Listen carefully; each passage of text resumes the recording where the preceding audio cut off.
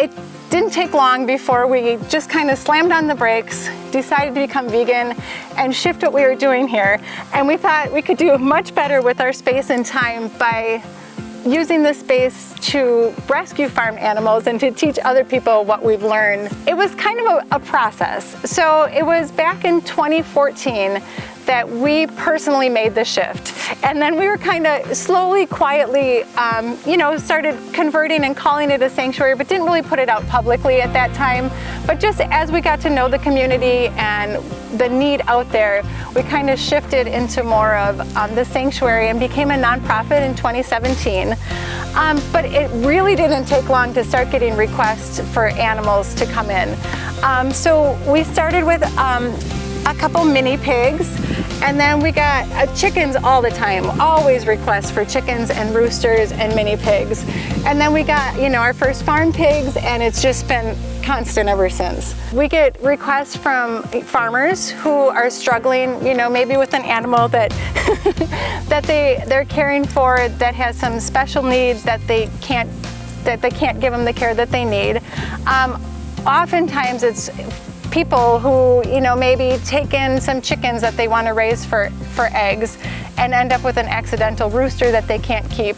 But we have animals that came from abuse situations, neglect, all kinds of different situations. We have done some out of the state, and we do work with sanctuaries, Indiana, Illinois, Iowa, Minnesota.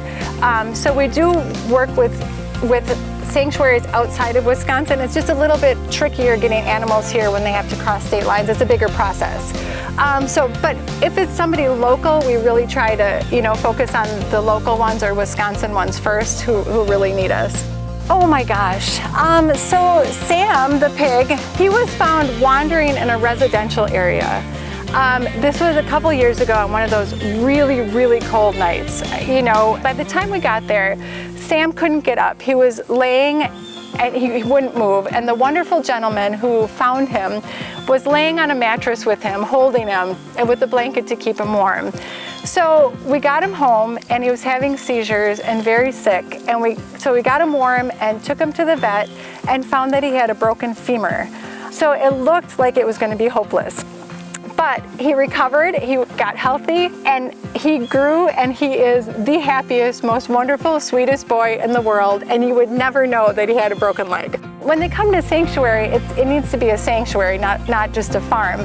So we want them to have plenty of space and have all the medical care that they need and all the emotional care that they need. So it's not just, we're not just going to put them in a barn, but we want them to have everything that they need. So we can't, unfortunately, then can't take as many to be able to provide that. Every single call we get, we have to evaluate individually, and sometimes we make space when we can, if it's somebody who really, really needs us, like Benny. So Benny is only 3 months old, and he was born on a dairy farm, a goat dairy farm, obviously.